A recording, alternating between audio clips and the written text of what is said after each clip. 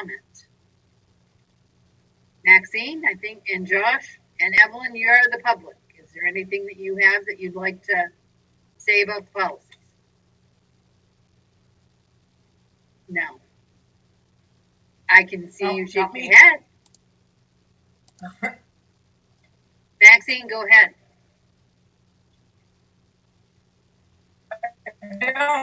I just said I don't have any public comment, but I think I may be asked about something during the procedure. Yes. Procedure and administrative protocol. Okay. Yep, I'm sure you will. Josh, did you have anything that you'd like to say? Nope, I'm all set. You got to help Evelyn. Evelyn, you're muted.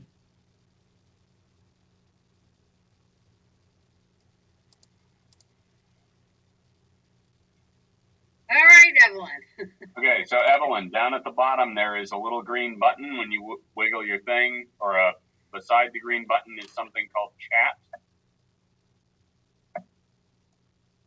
And that will open up a little panel that you can talk to us with, at least by typing. All right, so the first policy on the docket is compulsory student attendance. And I did have a question. It said on the down under D, or down the next one from D, it says attendance of children 5 years of age or older and under 6 years of age. If it's 5 years and older but under 6 years, do we need?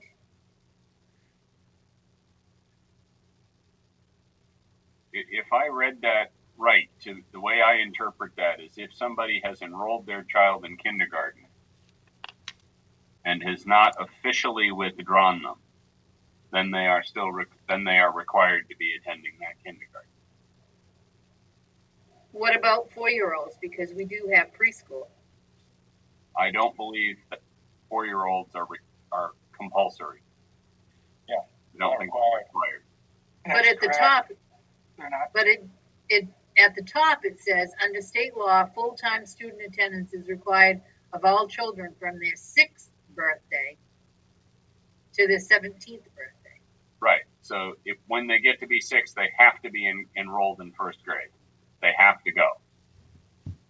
You don't have to send your kid to kindergarten, but if you do enroll them, then they have to go.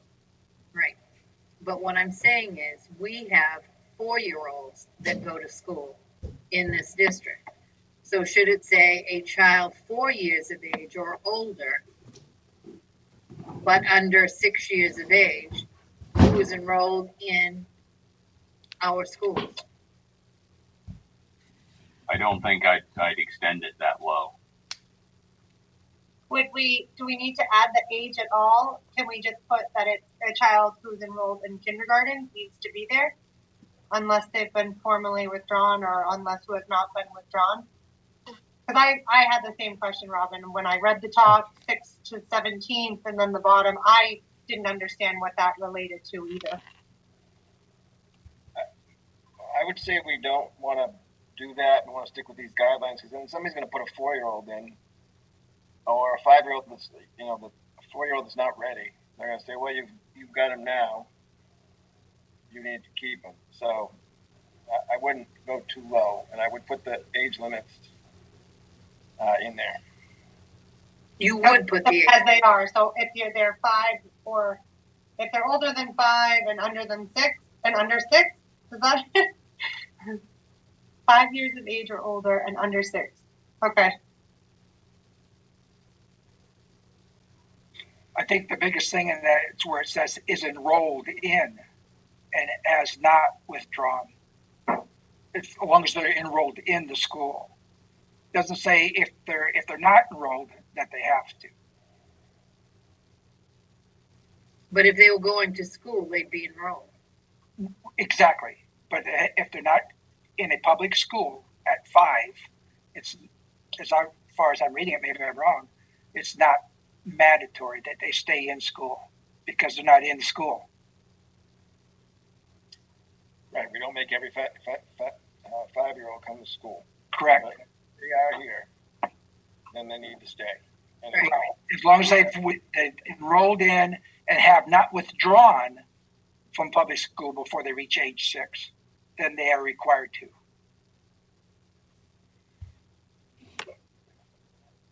Also down under page 4, where it says parental responsibility.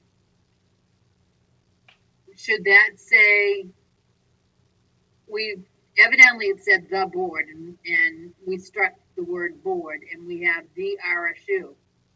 Should we make it more personal and put RSU 19?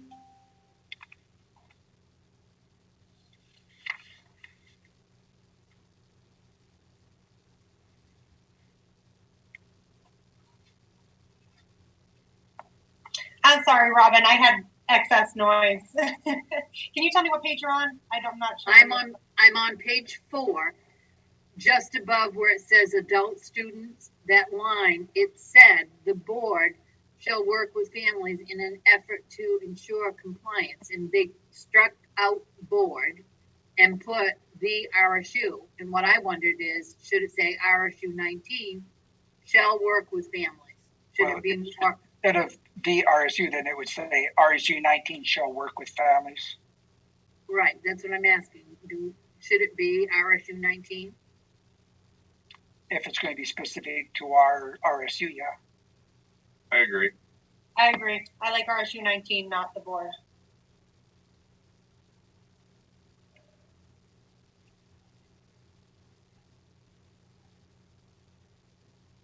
Anyone have anything else?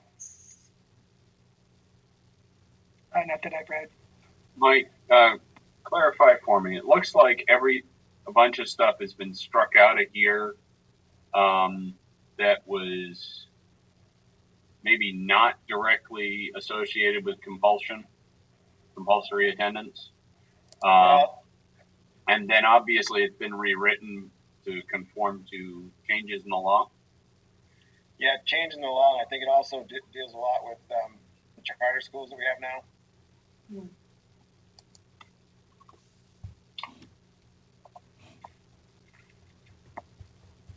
This is most recently updated from the language of the statutes that we got last time. But I think a lot of it is when I was reading through it, it's like you may disenroll from school, but you can go into something else, which could be a charter school or homeschool. Right.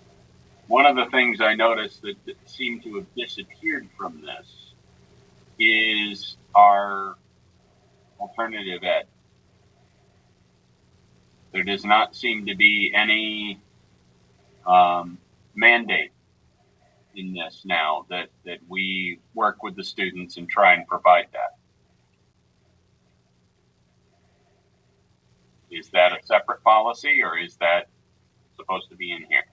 Yeah, that's just one of our programs that we try to work with those kids to get into that program, and that so that they attend. I don't think it's part of our compulsory attendance or our,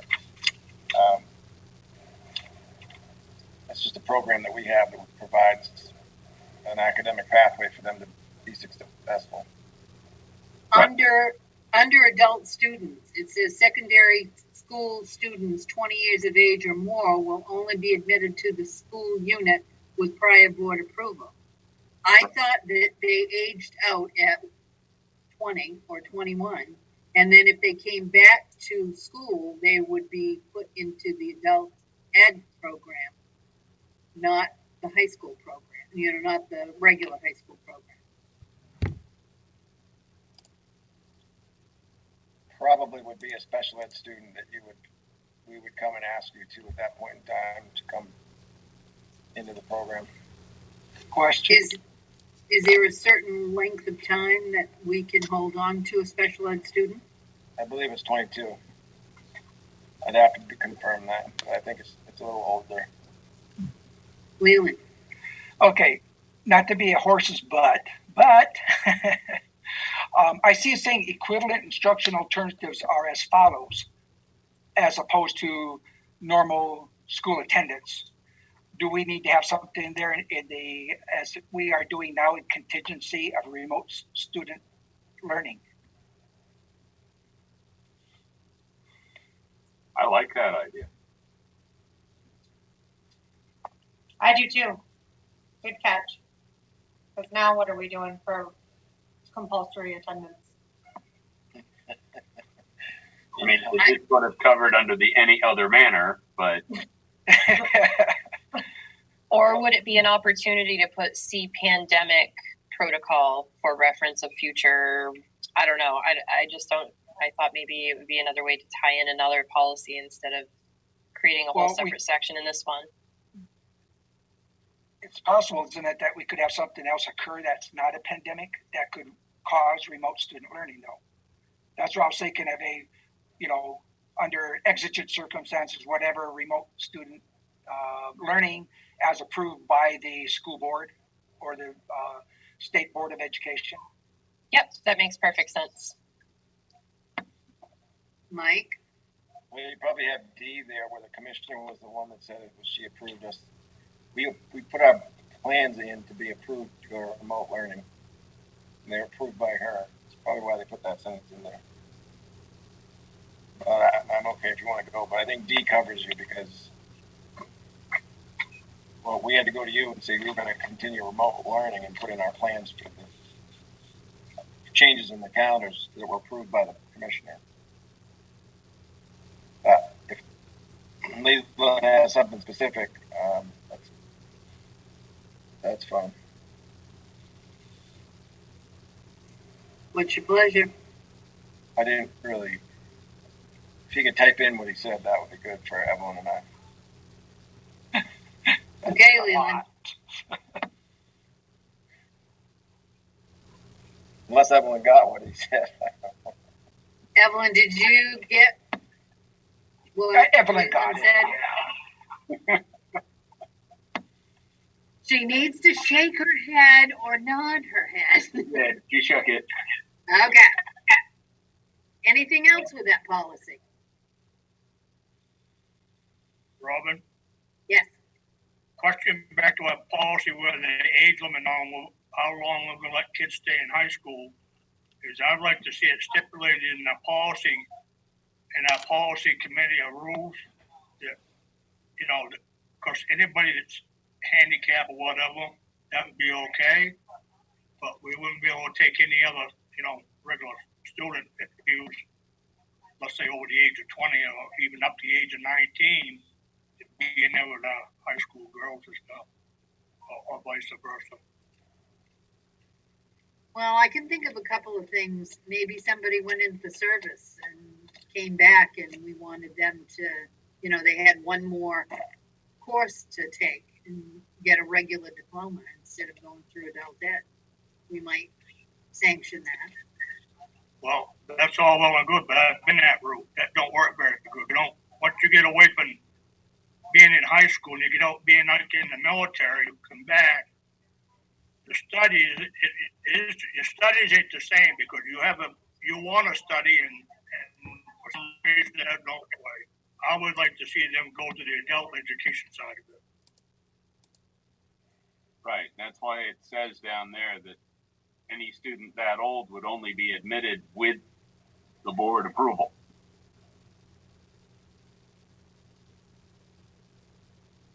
Suzanne put something in the chat box about you would go to adult ed to get the regular diploma.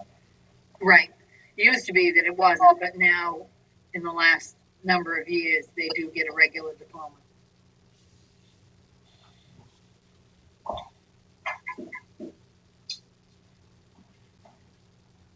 Anything else for that policy?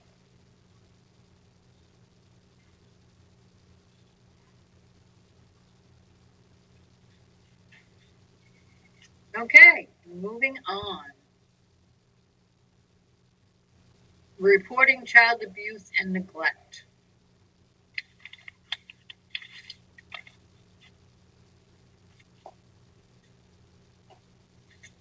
Looks like most of it stayed the same.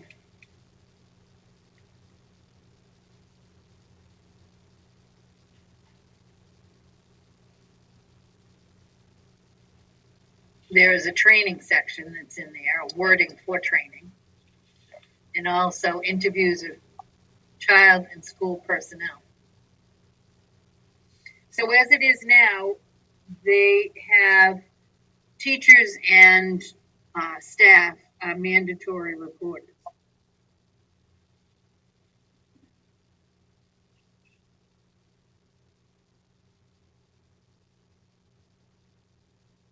And so the part that is we're adding or supposed to add under the interviews is that the school, whoever it may be, the personnel, would not make any prior notification to parents. They would just interview the student if they had reasonable grounds that there was harm to the child.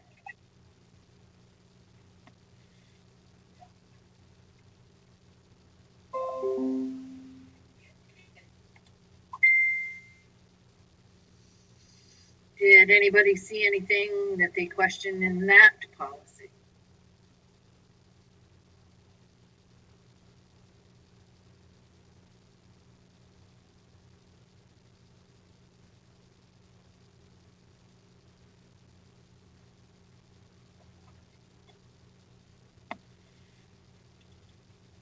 Looks good.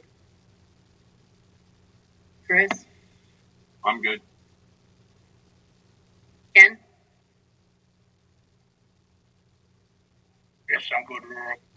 Okay. Celia? Yeah, I'm fine with it as well. Next on the docket is the naloxone administration procedure. We did have some questions about that.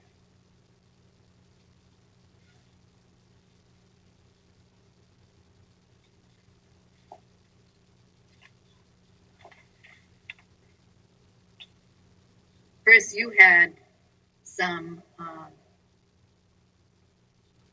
you mentioned about the two lists. One was high and the other one opiate high and opiate overdose.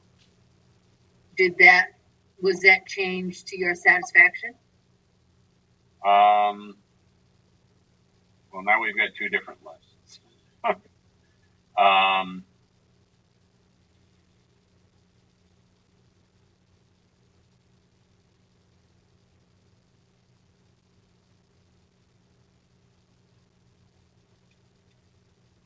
Maxine, I think the last time we met, you were going to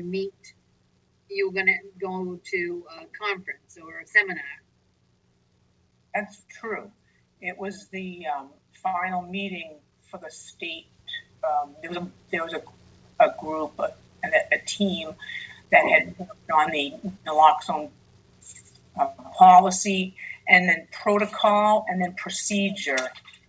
And I think what we were stumbling on last meeting was that it wasn't clear. There wasn't separations between the procedure and the protocol. They seemed to overlap, and there was a little blurring. And Mr. Easton had pointed out that procedure has all the instruction on it. And That's I what didn't. 1, 2, 3 is, Maxine. Right. Nope.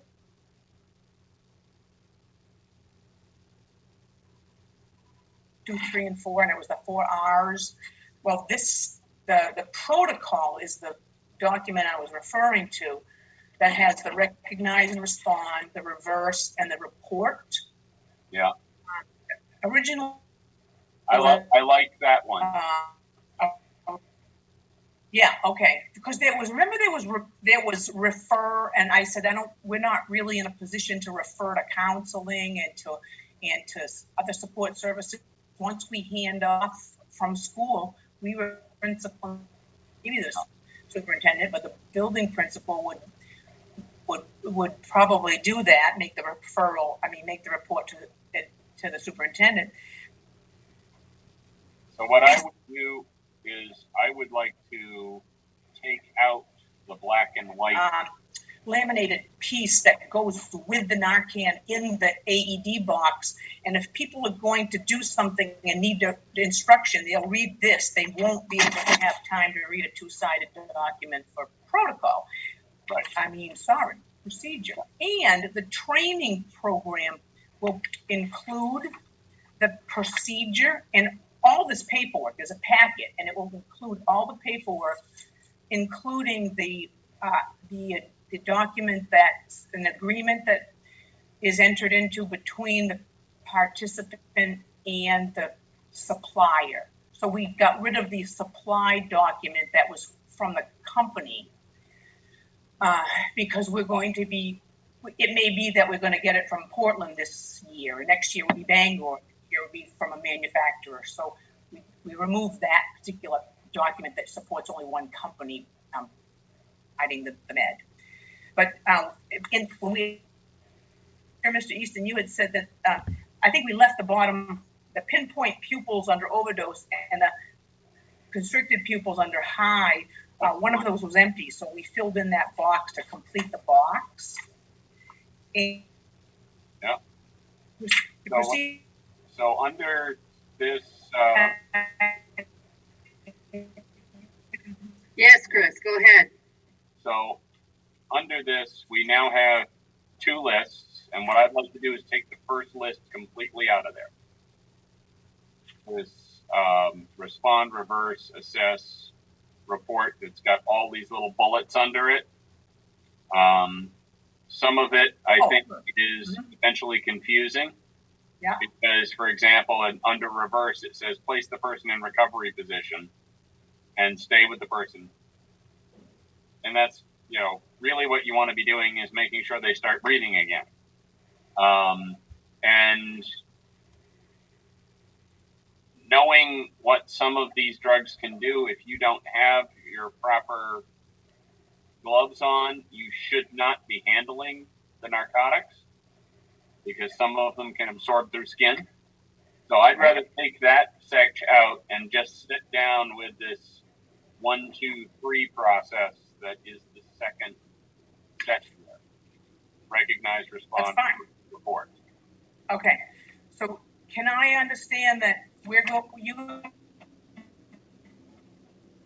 and I'm happy with that because this naloxone administration procedure would be in the day, you know, however it's going to be training program along with rescue if necessary. But if people aren't trained on that, they won't be able to do it. So the 1, 2, and 3 is the most concise. What do I need to do? Yeah, exactly. Done with it. Yeah. Okay. So I'm happy to have. So, Chris. Yes. So what you're talking about is after the box with all the different things listed, to remove page 2. Yes. Sure. Okay. And make page, you know, just, everything moved up. So have just a 2-page. There's 1 or 2 lines on page at the end of page 1, and then all of page 2 disappear with, and just have the first part of page 1, and then the 1, 2, and 3, page 3. So it would be a 2-page thing. Yeah. That looks good. So you want recognize on there twice, once in print, black and white, and then again in the colored 1, 2, 3. It says recognize and respond. Oops, I just lost. Yes, I think that's all right. Really, what they're asking you there is respond. Okay. Right, because you want them to call 911, and then you want them to check the airway, and then move on to reversing the effect. But the recognize has all of this. Well, it differentiates between a high and an overdose too, which is helpful. Right. Yeah, I agree that I like the chart in there is helpful. Ken? Does that sound all right to you? Yeah, sounds all right. to me. I mean, I really don't fully understand it all, but because I ain't a lot in the medical field, but yeah, sounds good to me. So I have a question that maybe was just answered and maybe I missed it. Who is getting the training that is being referred to? Aha, good question. And then if this is the procedure, where's the policy that goes along with that to say who can be administering this? We already did the policy. Okay, I thought We were stumbling over the Policy procedure. that for second reading. okay. Ultimately, all the school nurses in the state of Maine should be receiving train the trainer trainings, so they can bring it all back to the schools for teaching staff and for coaching staff, ROTC members, and then eventually community members. I'm working. In the CPR new. Sorry. I say they're actually tying this in with CPR training now. Right. And there's a program that we just entered into with Sebastopol Valley Hospital, Northern Lights campus, for a grant that will provide some support for the training for people who want it, and a kit that'll come with gloves and Narcan and everything that needs to be present for the first the training, for people to be able to go out prepared. Ideally, it would be brought into the schools for the students to be participating in. That's their ultimate goal. Chris, climb me up on this. Now you said that obviously these drugs are, some of them are bad. You could take them in through your skin. Now, obviously, we wouldn't be doing resuscitation on these people, right? Is that Narcan just automatically supposed to bring them back? You're supposed to stay with them and see if they recover. Is that the idea of it? Fill me in on that. First and foremost, yes. From my point of view, we do start breathing for them, but we use a bag valve. All right, the bag you squeeze, we're not breathing into them. We're not coming in contact with them. Okay, thank you.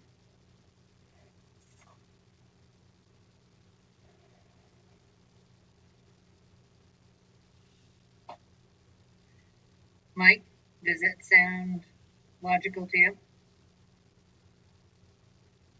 I think we got it. I'll take it into Evelyn on Thursday and we'll get her done. If she doesn't, she knows. Evelyn probably likes to see it when we delete things. Yes, I do. The shorter the better. Shorter the better. Wow. That was all we had for policies. Everybody is all set with that policy, the way we've cut it up a little bit? Yes. Julia? Yes, with that procedure. Yes. Okay. Very good. That was the end of the policies that we have listed for tonight. Is there anything that anybody can think of that we might give Evelyn a shout to add to the next time, a future agenda?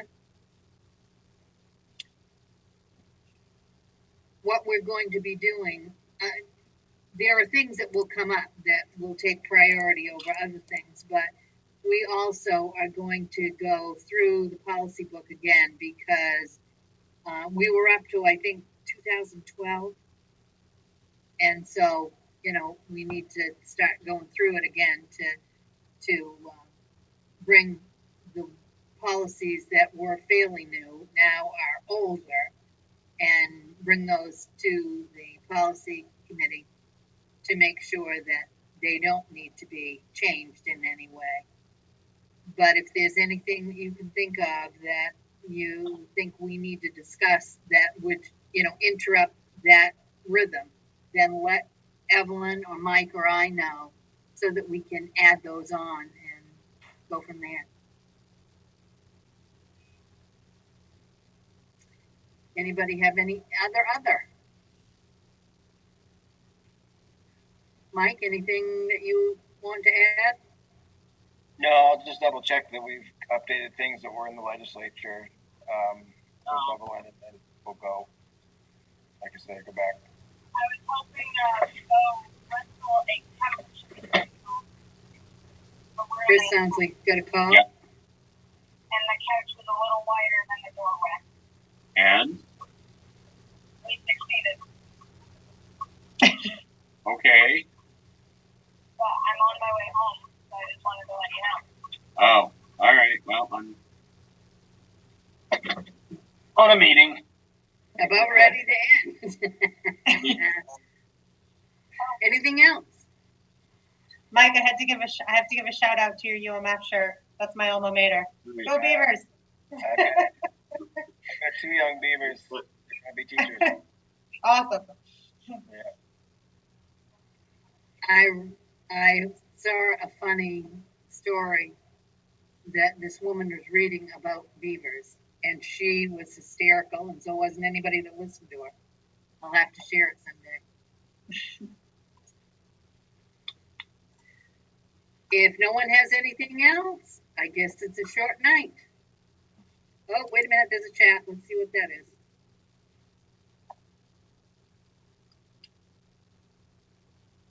I think that was about shortening policies. Yes, it was. So I would say we were all set. All right, see you.